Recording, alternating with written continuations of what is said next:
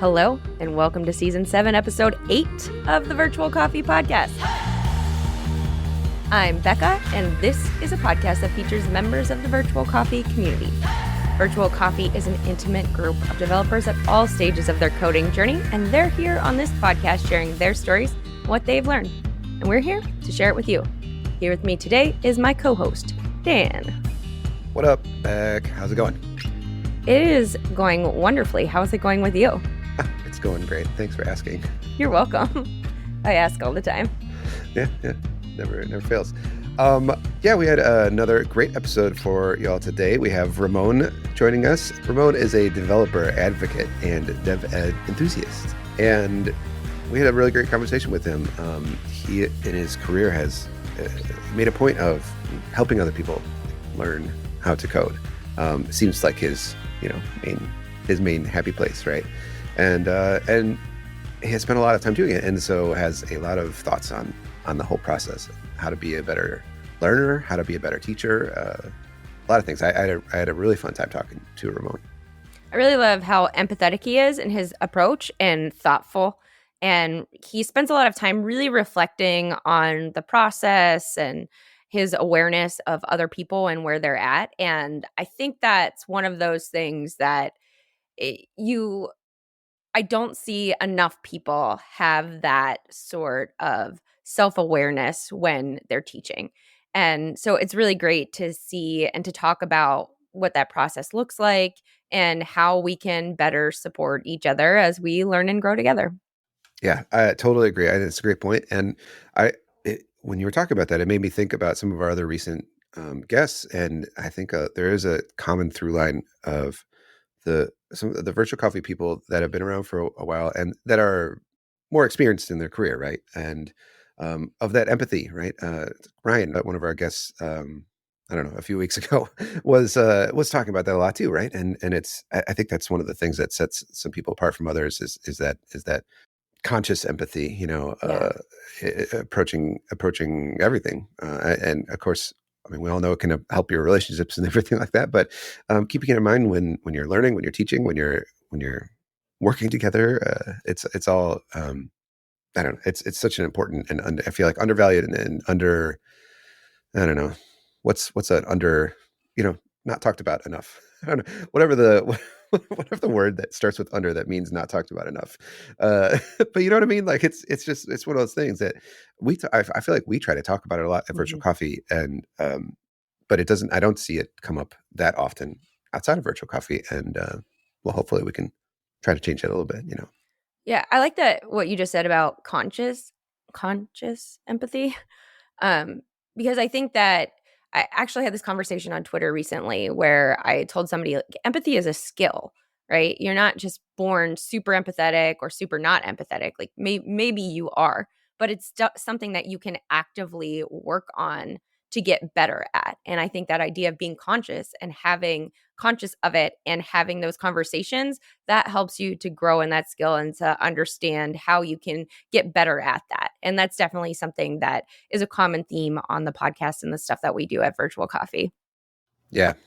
I absolutely agree. It's a skill that needs practice and sometimes needs, it to be pointed out to people. Some people need some help, with that, and may not even realize it, especially because nobody talks about it, and so I don't know, the more we talk about it, I think the better everyone will be.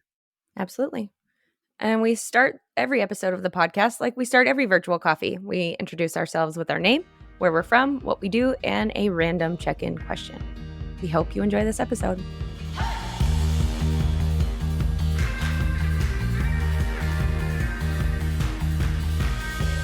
We start every episode of the podcast like we start every Virtual Coffee. We introduce ourselves with our name, where we're from, what we do, and a random check-in question. We hope you enjoy this episode. Our random check-in question is, would you rather see 10 minutes into the future or 150 years into the future? My name is Bekah. I am a person in tech from a small town in Ohio, and I think I would rather see 10 minutes into the future because 150 years seems like a really long time, and I'm not really sure what I would do with that information. It would probably send me into some kind of crisis, like, what am I going to do if this thing is bad? And can I change that? And what happens with time travel? So, 10 minutes in the future, I can stop myself from saying something that's like mean or embarrassing. So, that seems useful. Mhm. Okay, this is a tough one. All right, hi, I'm Dan. I live in Cleveland and I do website development on my computer. um, yeah, I mean, this one is there's just too many. I have too many questions. You know what I mean? It's like, okay, so you see 10 minutes in the future, but then you change something, you know, and like 10 minutes into your future, or like 10 minutes into. Can I know what's happening? In Ramon's house in 10 minutes, also, even if I'm not there. Like you know what Seems I like mean? transportation. I Or feel is it like just it's like your within your own? own space. Like we've got like 3 feet of personal space here, so we're gonna limit it to So that. right, so like I couldn't like send my son on a bike ride and know that in 10 minutes he's gonna like crash and skin his knee or something if he's out of my sight when that happens. I mean, that seems useful, That's what I'm saying. right? But Like I think no, you what? can't do that. Sorry. So I can only like see things that happen to me personally 10 minutes in the future. Within your Mm, sight and hearing range. okay.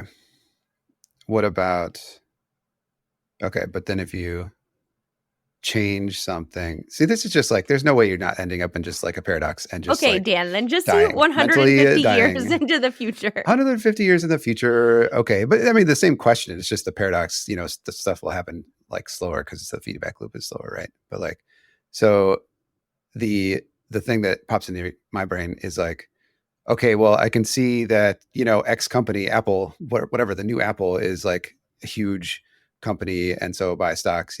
But then if I buy all the stock when they come out, that will change that will change the trajectory of the company. Will it? Will it change Well, it it though? could, or maybe it's successful because I bought all this. It's like, this is Yeah, too see. much. I, So you'll just keep your life the way it is, I think. I, That's the answer. I just yeah, no, it's like fuels into my indecision loop, and I would just either way I think get stuck and end up curling up in a corner, and that would just be my future. So There's your 10 minutes. there's my 10 minutes. All right, that's my answer. That's totally fair. Hi, everyone. My name's Ramon. I'm originally from Chile, but I'm living in Vienna, in Austria. I'm a developer advocate at Suborbital Software Systems and part time. And in my spare time, I do lots of developer education, lots of like working with emerging devs and just having a good time trying to do my best to empower others. And I gotta say, I'm a little bit with Dan on this one. Like, I would love to have a conversation with the person who or the entity that's like cursing me with this choice. Um, because, like, on the one hand, 10 minute, like being able to tell what's going to happen 10 minutes to in my immediate future to me, like, no problem understanding like the scope of that, but or accepting the scope of that rather. But I think that would create so much anxiety in me of like doubt. Like, I already doubt myself a lot. If I already know where that doubt leads me, I think that's gonna make it exacerbate that. Um, so that would make 150 years in the future tempting. However, I see a like a practical a practicality to the like, well, if I order this meal at a restaurant and it comes in 10 minutes, will I enjoy it or not? At least I get like, Oh, you that's know, a good one. adjust my choices. If an like going by what you were saying, Dan, right? Like if Apple's gonna have one of their conferences in 10 minutes, I could see where the whole stock thing Yeah, will go. But right. also like when having conversations, I can say the correct like I could say the things that don't make me look silly. Oh, or like the argument where you think of the comeback later, but you Ah, like look in your head and Oh, say, you're like, oh man, that's what I should have been. did you I know can that see there's a that going. French term for that? Uh, they call it l'argument d'écalier, which is like a staircase argument because it's like what you think of as you're going down the stairs after having had that conversation. Yes, that's great. I like that. I really like it. I could be Yeah, wrong on like the that French. happens to me a My lot. French Yeah. isn't great. But like time isn't, it's a branch. It's like a tree. There's like this. What happens in the future. This is what I'm saying. If you change your mind, then you're gonna change the future. But then you have to look again or something. It's like what was that? One of the Avengers movies, and Doctor Strange is just sitting there like for like an hour, imagining all of the different futures. So if you can see 10 minutes in the future, can you see all the different branches, or can you just like see the branch that would exist if you didn't look? you know you know Have what you I mean? ever seen the episode of Community where they have the different outcomes? Yes, I love that one. That I think it actually won an award. It's a really good one. Yeah, it's the I don't know, Ramon, have you seen the meme of what's his name carrying the pizza box into the room and everything's on fire? I thought so. I have seen that. That episode's Donald from Glover. that. Yeah, Donald Glover. Thank you. That episode. That's what that episode is. It's from that episode, so. Okay. I did wonder. Like, I've never seen Community. I was like, huh, what's this show about? Anyway, All right. Before we go down no the answer. Community rabbit hole, we're here to talk to you. And so we always like to get an origin story of everyone who's on the podcast. And I'm going to ask you to kick that off by giving us one word that describes your journey into tech.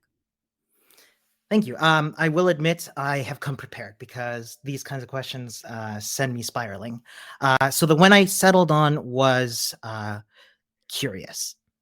And I think that's because like I have over the years, like I was talking to Dan a little bit about like working independently, and what I love about that. Sorry, am I allowed to like expand on it? You definitely are allowed. Go for it. Awesome. One thing I like about it is that one thing I like about like being independent and having the line of work that I do is that it allows me to, explore different, not just tech stacks, but industries through freelancing. Like, I've gotten to work with like, in my past, I was a freelancer, and I've gotten to work with like, medical companies. I've gotten to work with like fintech. I've gotten to work with like refugees. And what I've learned over time is that I kind of get a kick out of the whole like onboarding process, not just for like a company, but also for like a code base. And so it's gotten me comfortable with being uncomfortable. That moment where you're like, all right, guess we're going to like figure out how the JavaScript tooling for this one works. And, I don't want to say rarely consistent, but there's always some inconsistencies there. You're like, okay, I guess I'm going to install this thing I've never heard of before. And I kind of like that. It's gotten me comfortable with, it's gotten me comfortable to like dig in a little deeper. It's gotten me comfortable with also like knowing where to draw the line in terms of like how deep I need to go into something to consider it understood. I don't know if that makes sense. Yeah, I think so. And that's really tricky because there's often not a hard line, especially with tech always changing, right? Like sometimes you feel like you're right there hitting that line and then it moves and like, now I got to learn this new thing. Yeah, and I get the impression that this is a skill we pick up over time, because like when I work with emerging developers, a lot of the time they will grow frustrated. For example, I gotten folks who've gotten frustrated with like, okay, I understand the concept of recursion, but like I need to go deeper and like, and I need to understand, like, I don't understand why it does this, why it does that. Why is it that we use this library? I don't understand like where do push and pop come from, in where are they defined in the JavaScript standard library, for example. And stuff like this. And one of my favorite questions I've ever gotten, I'm getting a little ahead of myself, but it just keeps coming back to me. I used to coach at Rails Girls workshops, which I think they were pretty prevalent in Europe. I think the equivalent for North America would be Rails Bridge, which are a series of workshops for getting underrepresented folks into tech through learning Ruby on Rails. And so I would do a lot of those, and I would coach at a lot of those. And one of my favorite questions I've ever gotten, that to this day infuriates me in a good way, is that somebody asked me like, "Hey, Ramon, why is it called a div?" And I am to this day livid with myself that I never wondered why it was called a div. It was just the thing that I've been taught there's too much of in my markup. It turns out it's divider or division, one of the two. Yeah.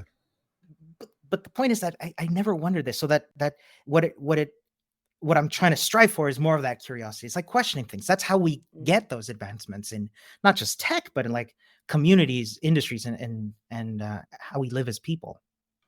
I love that so much. And like the idea, I absolutely agree with you that that skill of the skill of like finding that stuff out is a skill that you learn over time and get better at over time. I feel like that's one of the, one of the, I don't know what the right word is, signifiers of kind of like one of the big differences between somebody who's closer to maybe a senior dev than a junior dev is the ability to be able to do that, right? To dive in and pick stuff up on your own and not be, everybody gets overwhelmed sometimes, but like not like instantly maybe feel more comfortable, diving into a new code base that you have know nothing about, like you were saying.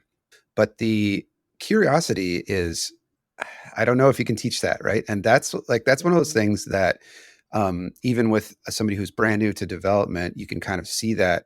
And that is, I feel like, a signifier that a person that maybe, has a good chance to be like a very good developer, right? Is that curiosity, that, I don't know, urge to like do what you're trying. Like, why is this called a div? What, like, what does this thing do?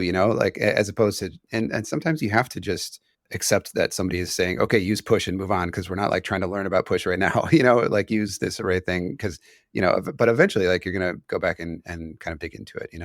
Um, Yeah. and I don't know. I guess agree with. I don't know if I'm really adding anything to what you said, but I agree No, with no, it you very are. much. Thank you. Yeah. Okay. So let's take a step back and think about your journey into tech and how it started. So, where was the curiosity first sparked for you, and how has that kind of shaped your career trajectory? Yeah, totally. And I think I might have misused my one word because there were two of them, right? One of them is like to describe me, and the other one is Yep. to describe my origin source. I think I might have done that the other way around, and I apologize. No, that's cool. So, and I'm gonna cheat because I'm gonna use a hyphenated word, uh, and that is pay it forward. Mm. Because at several stages of my career, so I started out in high school. I was like, I don't know what I want to do, and I was really into theater, but that didn't look like a career that I could do here in Austria because my German isn't great. So I thought of another thing that I did okay in, and that was I did okay in computer classes. So I enrolled at university to do computer science, and I wasn't a great student, if I'm honest. And I was struggling. And I was like, classes were in German, and that was it's not my first language, so it was a bit tough going. But and then when I met when I met my partner at the time, spouse now, and the question came of like, all right, let's find an apartment to move in. And I didn't have an income. I had zero experience. Like I had just bought the first aluminum MacBook, the 2008 one. Oh yeah, nice. And I was like, hey, like this was just, I think this was like about the time that Macs were like getting cool with like developers and like students. And again, and and I had installed Xcode, which is the development suite for making Mac apps. And I was thinking like, okay, well, I'm having fun with this, but there's no way I'm experienced enough. So I was looking at want ads online for like babysitting jobs. And my partner goes like, hey, why don't you like, here's a Mac developer job post. Somebody's looking for a freelance Mac developer, which is great for me because I'm not European. I can't get a job permit as a student, or it's harder for me to do. So it just made more sense to be a freelancer. I promise this is the short version. Um, so I, on a whim, like I'm not on a like a confident whim, I applied. And the person got back to me and said like, hey, let's go get a coffee at Cafe Mozart, because this is Vienna. You got to go to you got to go to a fancy coffee house that of course happens to be called Cafe Mozart. Anyway, so I meet him. I wore a suit for like the third time of my life. um and this person, he sits me down and he says like, hey Ramon, listen, really nice to meet you, super cool that we went to the same high school. That is super lucky that was a coincidence. But he sat me down and he said like, hey Ramon, listen, I gotta ask you, like, you've got no experience, why did you apply for this? And I told him like, his name is Philip. I told him like, hey Philip, listen, I know. And again, feeling confident, and I was like, listen, I think I can learn this well. Like I've been doing some Xcode, I've been doing some programming stuff. I've got some of the basics from university. I'm no expert. I to this day I still don't have my degree. So that's a whole other rabbit hole. Um, you can take as long as you want in Austrian universities. Anyway, so he sat me down. So he and I told him, like, look, I think I can learn quickly. I think I can get helpful quickly with developing these his Mac apps. And he said, listen, talking to you sounds nice. I don't think you're ready yet, but I'll tell you what. I need somebody to do email support for me for my apps. Here's a book I recommend. And so he gave me the link to buy there's this publisher called Big Nerd Ranch, and they had these programming books for different platforms, including Mac OS, and they were great. And he's like, yeah, do this, and let's talk about it again. And since then, like, he gave me a chance. And so a few months later, I still have an email from him. Like, I need to frame it. The subject line was like, highly impressed with your work. Like that. But it's those small things that like you carry for the rest of your life, you know? Yes. And so eventually he gave me that chance. Like I went through the book, I felt confident, and I started like fixing bugs, adding small features to different apps. I work with him to this day, but it's the fact that he took me under his wing. He taught me version. This was Subversion at the time. Oh yeah. He taught me version control. Like he taught me like how to use Redmine, which is kind of one of these project management tools. He taught me all of these things that I would have learned at university, but I think for me, learning in a practical way, learning on a hands-on way, like this is like real life stuff. Like I think one of the hardest things about learning version control in an enclosed, like non-specific environment is that collaborative, like a little bit of the chaotic part is lost of like, merge conflicts and all that. So like learning to navigate those was something that was really helpful for me. But yeah, so this person just sort of gave me that. And I've had a handful of those in my life where, for example, my first job in DevRel was my friend Jess reaching out to me one day and saying like, hey, listen, I see, like, I can see on your CV, I was feeling a little bit, again, confident. And I was like, I've been, giving talks, coaching at things. I've been like working at NGOs to help underrepresented folks get into tech. Why not turn that into how on your CVs, or sorry, your resumes, you'll have like little areas that of your skills. So I thought I'll put DevRel in there and see what developer relations in there and see what happens. And it happened. Just reached out to me and said, like, I've got this job offer. I don't want to do you want to do a job share with me? So we split the salary, we split the work. She brings in her DevRel expertise. I bring in my knowledge in tech, and we sort of like turn that into one developer advocate. And the fact that she gave me this chance, the fact that she, gave me a hand, that sort of shaped me. And this has happened a couple of times, I said, and that's why I say pay it forward, because like, why not do what I can, given the luck, the fortune and the privilege I've had to empower others to do the same. And again, that was the short version. I think that's awesome. And I really love the theme of you saying you were feeling a little bit confident or something, because I think, even for me, so a couple of weeks ago, I was laid off, and now I'm trying to figure out what I want to be doing and just kind of taking some deliberate time to think things through. Do I want to continue on the DevRel path? But the great thing is it's led to some conversations that I wouldn't have otherwise had. I met with somebody who's part of a small but prominent business in tech this morning, and they're hiring for a full-time role. I don't want a full-time role right now. And so we kind of talked about what I could be doing in terms of consulting. And it's different than what most roles are advertised. But I think that the idea is kind of like what you were saying with Jess, both of you contributing something to become one DevRel. And so there's like a different take, because right now in tech, there's a lot of uncertainty about things.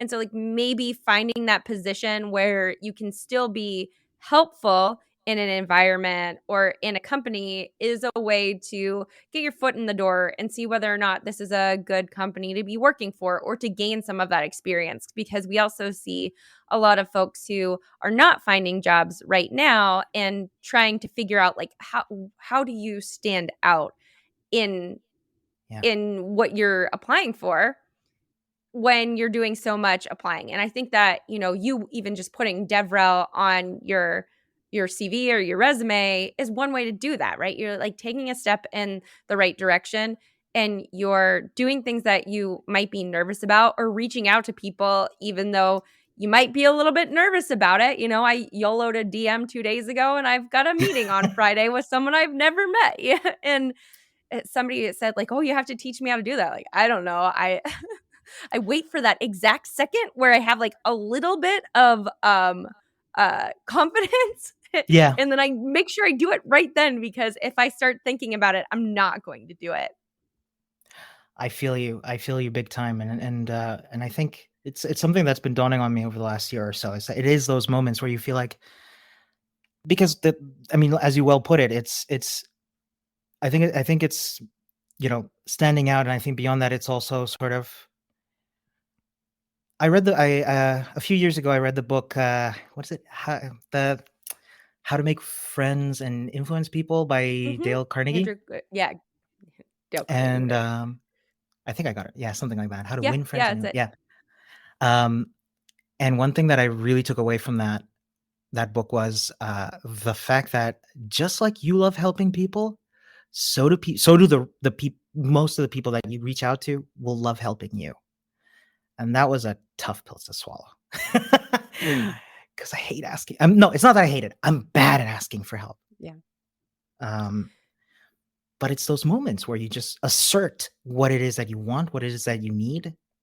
And if somebody can provide that, and they, of course, can and are willing to, they will, and it will make all the difference. Yeah, and I think that asking for help, it is one of the hardest things, but it's also a strength. I think that so many people think it's a weakness to ask for help, but it's not. No. It makes you, it helps you to grow so much faster in what you're doing. It creates connections and relationships, builds relationships with other people, and it builds that trust, because you know that if someone's willing to ask you for help, they trust you in some sense, and that's going to be reciprocated. Absolutely. I agree 100%. Like, let me be super clear. Like, I have a deep admiration for folks who are just like, I'm stuck on something. Let me reach out for help. That was, not to side note too much, but like, that's something that I felt very strongly about. I wrote a blog post a few months ago about like, when you're stuck in a coding problem, when do you reach out for help? Because I am definitely more on the side of like, I will never bother anyone. I think this was a lot for me because I was freelancing a long time. That I didn't have anybody because I wasn't a member of a team. It was actually, okay, I'm sorry, I'm all over the place today. So I think that reaching out for help, learning to reach out for help is it is a skill, it is a strength, but I think it can be honed, it can be developed. Yeah, absolutely. And, we added a section to the site. I'm going to have to get that blog post link from you about how to ask for questions with your code, because we get issues over and over, and there's a balance there, right? And you've worked with a lot of folks who are coming into tech. So can you talk a little bit more about like, where is the balance between asking too quickly and, waiting for the right moment to do that? Yeah. And I really, really hesitate to say it depends, but hear me out. Yep. I think the exact heuristic can vary from person to person. I think the exact like timing can vary from person. Like my go-to is half an hour. If by half an hour I haven't like gotten anywhere, or half an hour plus a walk, because my like when I walk my dog, for example, that's one of my best debuggers in the world. Love that. Like the back of my head. So if by a certain time I haven't come to a solution, then I will reach out for help, because asking too early, yes, it'll get you a solution, but especially if you're like starting out, I find that can sort of impede you from developing a skill of like problem solving, how to research an issue, how to like deal with how to navigate an error message. I think it's easy to forget how scary error messages can be when you're starting out. And later on as well, let's be honest. Like, who hasn't pushed a gajillion times to main trying to like get a GitHub action to work, right? Yeah. I'm glad it's not just me, but yeah. So doing it too early can and of course impede you and cause interruptions in a team. But I think waiting too long, which is something I'm guilty of, can also delay a timeline, delay a team. If you're not like communication, like one of the most important skills I picked up from freelancing is that of communication. Like one of my most essential core skills. As a freelancer, it's highly critical because I need to tell a client, "Hey, this is where we're at." Like, you know, being if my client is non-technical, then I need to put it in a way that is you know, in a way that they can that can be easily understood or straightforwardly understood. And if I'm, for example, dealing with if I'm working in a team, this helps me sort of like give good code reviews and all that, and give updates and all that. This is something that we pick up a lot. Yeah. So right. So delaying a team too much can also be detrimental. So finding that sweet spot. I said for me, it's half an hour plus a walk. How about you? I'm curious. I mean, I like that rule. Sorry, Becca, do you want to go? No, you. I just wanted to call out some of the, like, you know, you talked about being independent versus being on a team, things like that, right? And I found like, and of course I'm like, I've been doing this for a long time, and so lots of times when I get stuck, it's, you know, there's a lot of things going on, right? I still get stuck, like I do, like, don't get me wrong, but like my issue lots of times is there's so much context around it that it takes so long to explain the problem, you know, and I'm independent myself. And so there aren't any team members that also have their heads all the way down into the the space that you're in, right? Like you will find when you're working together on a team, which is one of the reasons why being on a team is can be so valuable and powerful. But I mean, I'm awful at asking for help. I get stuck all the time, and I just, I don't know. I just slam my head against it until I can get through it. Usually, I feel it. But I guess my point is the problem for me is identifying like what the actual question is, and I think that is a skill that like can be honed and can be useful for people of all at all like skill levels and all like experience levels of sort of asking the right question, you know, sort of like, what is the actual question? This thing's broken, you know, and we've helped people in virtual coffee lots of times. Like we'll have people do this where somebody says like, oh, this thing's broken. Does anybody have experience with this? Can you help? Yeah. Paste in code, you know, and like the trying to narrow down what the actual problem is one of the things that I mean, a good question answerer would, you know, have is that skill, you know, but it's like a skill you can do for yourself as well, right? Okay, like what is actually happening here? Take a step back, you know, that sort of thing. So well, to answer your original question, I don't really have a rule about when to ask for help because I'm bad at it, but I think that's a solid rule. Totally understand. So, I think for me, it's been different since I've been in DevRel because I'm not working in large, complex code bases most of the time.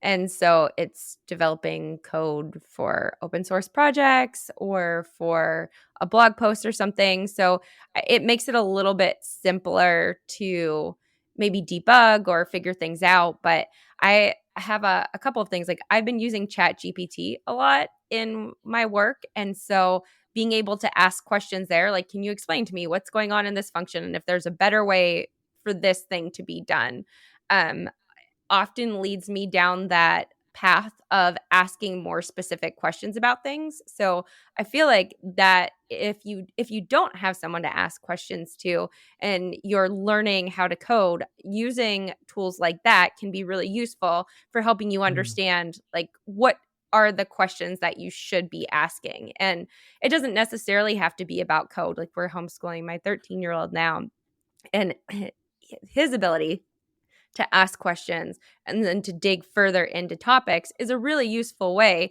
to engage in some kind of response and learning how to ask those questions. But back to your question, and when do I ask questions? I usually don't time myself, and I probably should because I will lose all track of time. But it's the feeling when I have like 19 tabs open and then I'm starting to open up tabs that I already have open and I'm rereading the same responses. And I'm like, okay, I have already tried all of these things. So it's probably time for me to ask somebody a question since I still don't have the answer and I'm still looking at all of the same things. So it depends on the number of tabs I have open, I guess. Yeah, I relate I relate very much with that, especially like the mental tabs as well. But what you said about like formulating questions and like one of the things that I think a lot about is like how to make yourself as helpable as possible. I think is also a skill that we develop over time of like narrowing it down. Like what you said, Dan, about like how at the beginning, and this happens to a lot of us. Like I spent a long time teaching children to code, and that's something that's very prominent at the beginning because you don't know what's if something is working or if it's meant to be broken or not. So you just go, it's broken. Then it falls on me, the mentee, to be like the mentor, pardon me, to be like, okay, is this a good time to go into like a little bit of a deep dive? Am I just going to fix this for them? Do I help guide? A big tool I like in situations like this where there's not a lot of like narrowness is guided questions. Are you familiar with these? I don't think so. Tell me more. Oh, that's like one of my favorite tools in like not just teaching, but I think in most of our core skills in general, which is like asking a question that incites critical thought and a discussion. Mhm. So, for example, like I don't know, say like this doesn't work, and these can start out quite broad, right? This doesn't work. Oh, cool. What's it meant to be doing? And I know this sounds condescending, but I think like going into like a little bit of like, okay, let's take a look at this. Let's try and explore this together. What exactly isn't working? And make it, and being, you can be open and clear from the start. Like, let me help you sort of develop that problem solving skill. Let's go into that. What should be happening? Oh, the page should be rendered. Okay, cool. Like what does the error say? Let's put that error into Google. Stuff like, the problem solving skills, the conversations we have in our head on a constant basis when we encounter an error. Let's do that out loud. Start getting a list of like, okay, cool. What is the narrower version of that problem? What have we tried so far? How do we reproduce it? Especially if you're working asynchronously, and we see this a lot in like GitHub issue templates, right? When you're reporting an issue, like you'll see these things. What browser are you on? What have you tried? How do I reproduce it? And sort of like narrowing that down so you can be as quickly helpable as possible as well. Sorry, I kind of went on a side note there. I think No, that's I love great. that.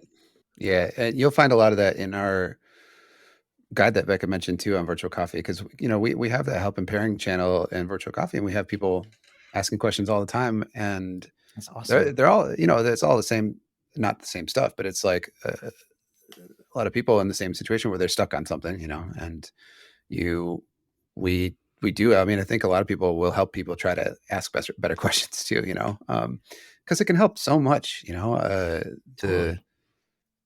and it can help also increase your likelihood of your question getting answered. Yeah. Everybody So wins. it's like, so you're helping the people that are answering you, but you're also like helping yourself, right? By asking better questions and things like that. My thing is like getting stuck, like the act of like asking those questions and going through those thought patterns yourself, ahead of time. Um, for me, at least half the time, I figure the answer out when I'm like formulating the question, you know what I mean? Or I've done this, like I've gone down, thought I found a problem on some open source, package that I was using, and like, figuring it out and trying to get like, we've all three of us have maintained open source repositories. So we know like what it's like to deal with issues that are not good. So I always try to do a good job on submitting issues, but creating a reproduction, things like that, for the problem. And I get like way down deep into making this, like boiling this down, and then I figure out what the problem is. It's not a problem with their package, and it's a problem with how I was using it or something, and maybe it's like actually just a documentation error or issue or something like that. But that process of like formulating a well-formed question can lots of times actually like help you answer it before you even have to hit submit. Um, So it's a good practice to get into for many reasons. Totally. And it all comes back to that idea of being a good communicator, right? It doesn't matter what you're doing. You need to be able to be a good communicator. And I worry about, I mean, a lot of people. I worry about all of the people, but particularly people who are in programs where the goal is to get through the program as quickly as possible, right?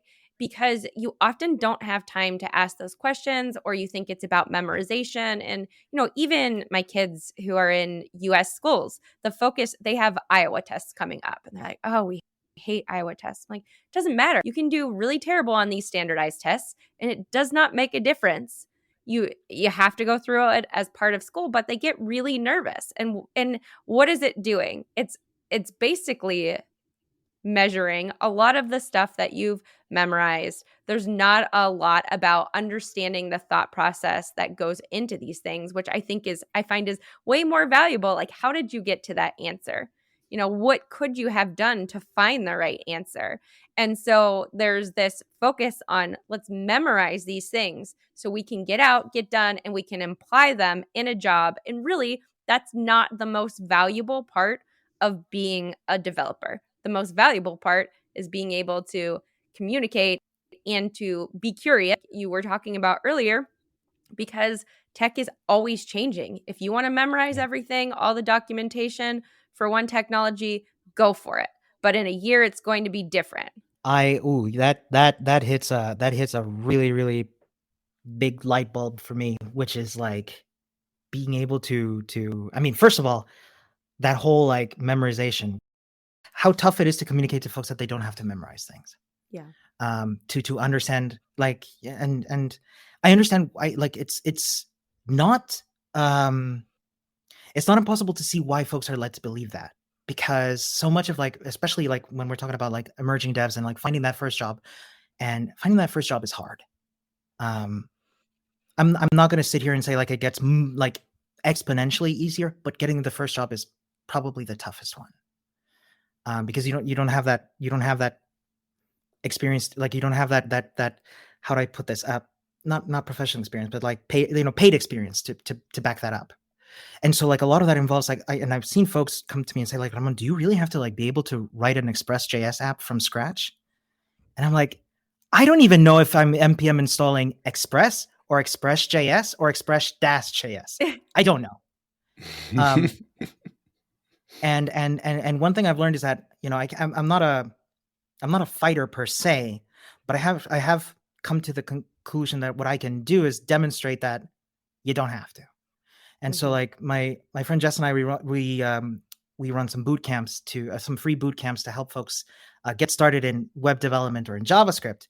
And I've got this moment. So these were live streamed, and I was like doing the free code camp exercises and answering questions with learners and showing essentially how I like, talking out loud. By the way, talking out loud is such a good debugger. Anyway,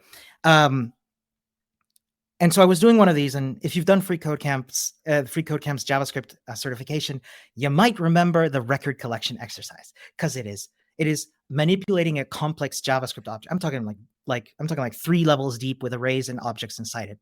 Complex JavaScript object, and you're supposed to write a function to manipulate this in a non-function way. You know what I mean? Like you're manipulating the object itself. And so I'm doing this, and this is like an hour-long stream. And what happened?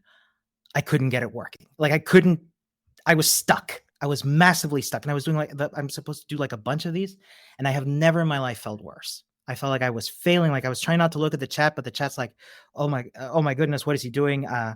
I'm lost. Can we start over? They're trying to tell me like, oh, go to line 3 and like, look at this.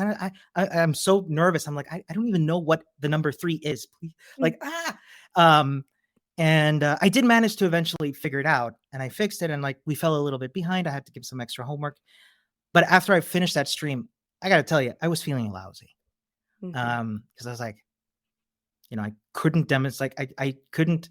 I felt like I had misled folks. But I got a couple of DMs from folks, and they were pretty consistent in saying like, hey, Ramon, thanks for doing the boot camp as always. That looked really tough. Don't know how I'm going to do it when I get to it, but I just want to say like, Thank you for showing that even someone who's been in this for like over 12 years can still get stuck, can still struggle, and can come out through. Because we forget that, when we get stuck on a problem and we're like, oh gosh, I'm never going to finish this, but you do eventually figure it out, either collaboratively or by yourself. And so like once I had that, there was like a game-changing moment for me to like realize that I can show that. I mean, if we knew everything off by heart, we wouldn't need documentation. So that really meant the world to me. Yeah, that's cool. And like I've experienced that as well. Of just it's so important to be able to like to show that people who are like more experienced still get stuck, right? Because people, you assume that people that are that have been doing this for a long time just know everything and can handle everything and are like, yeah, whatever, here it is, and it's obviously just not true, you know. And I just love that. I love that practice of learning in public and doing all that stuff. Yeah, this is something that I really like about live streaming in general. Yeah. And that's that. Even if I want it, I'm so bad at recorded video, but live streaming, like, not to go too far off topic, but I always laugh because like when I have to do a 2-minute video, it takes me 3 hours. Right. Because you're like doing retakes and all that. Oh, yeah. I'm so Yeah. Right. Yeah. No, that's why I prefer live streaming too. Unfortunately, you can't like just go take a walk. I guess maybe you could. I suppose that might be interesting.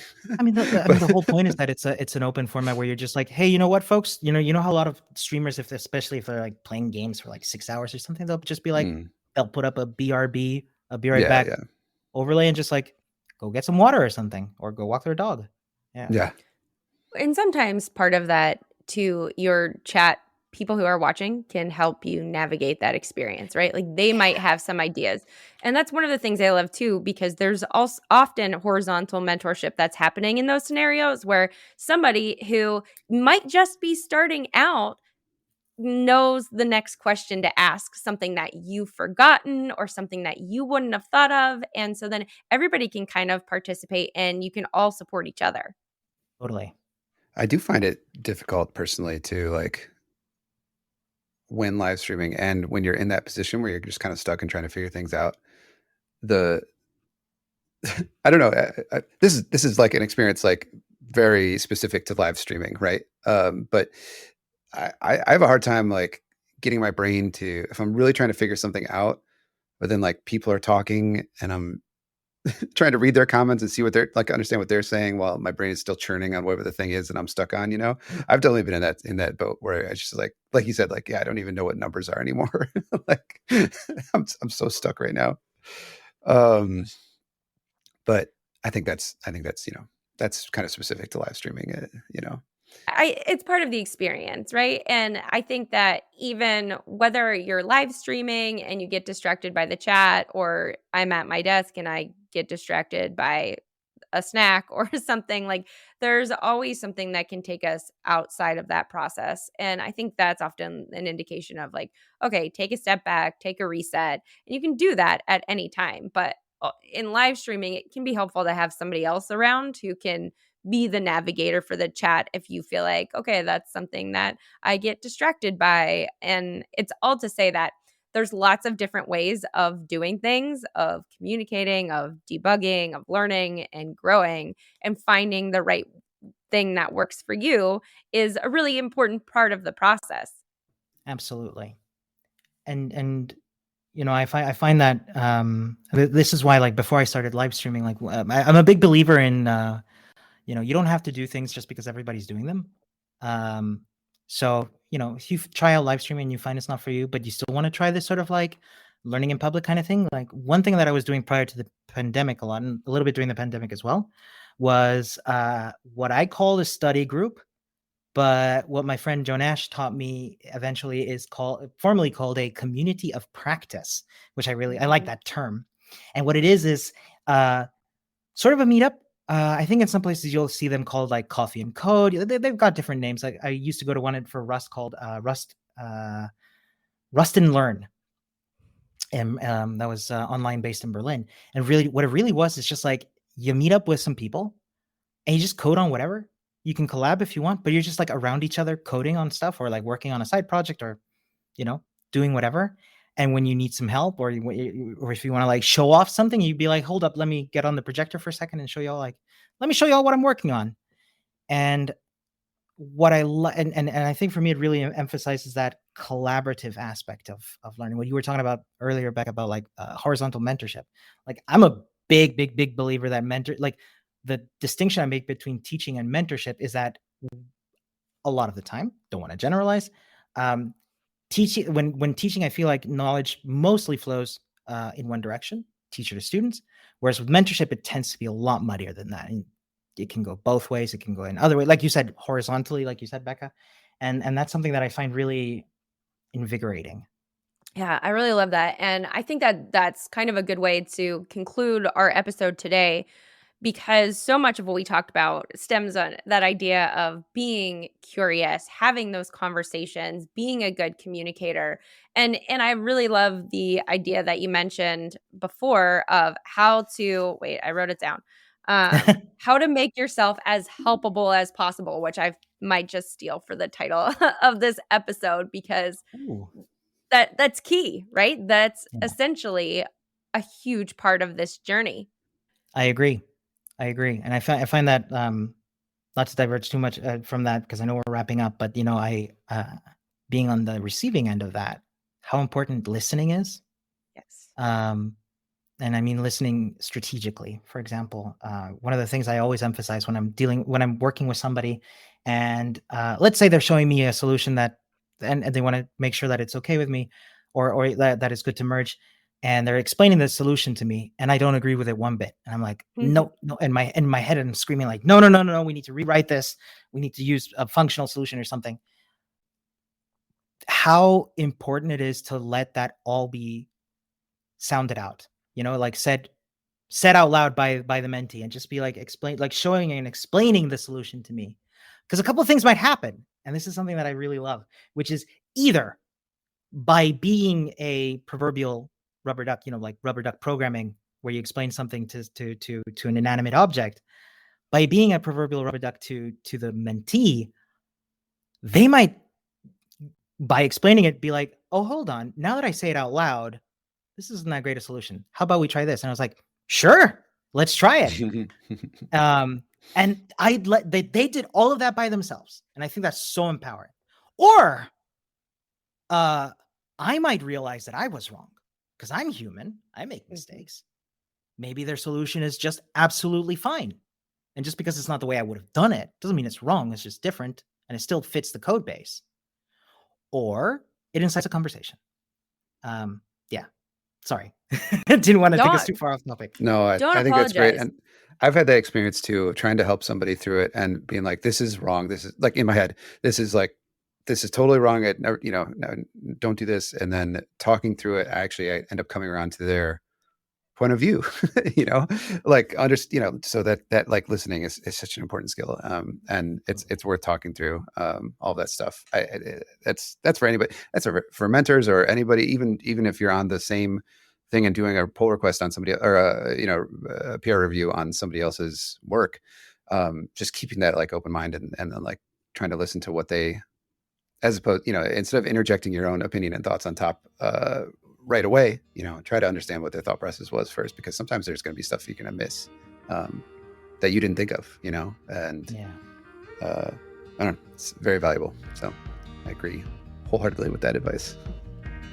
Yeah, thanks so much for being here with us today, Ramon. It was great chatting with you. It was a joy. Thank you all, Ramon, so much for having me. All right, we'll talk to you soon. Bye. Take care, everyone. Thank you for listening to this episode of the Virtual Coffee Podcast. This episode was produced by Dan Ott and Bekah Harat-Weigel. If you have questions or comments, you can hit us up on Twitter at virtualcoffee.io or email us at podcast@virtualcoffee.io. You can find the show notes, sign up for the newsletter, check out any of our other resources on our website, virtualcoffee.io. If you're interested in sponsoring Virtual Coffee, you can find out more information on our website at virtualcoffee.io/sponsorship. Please subscribe to our podcast and be sure to leave us a review. Thanks for listening, and we'll see you next week.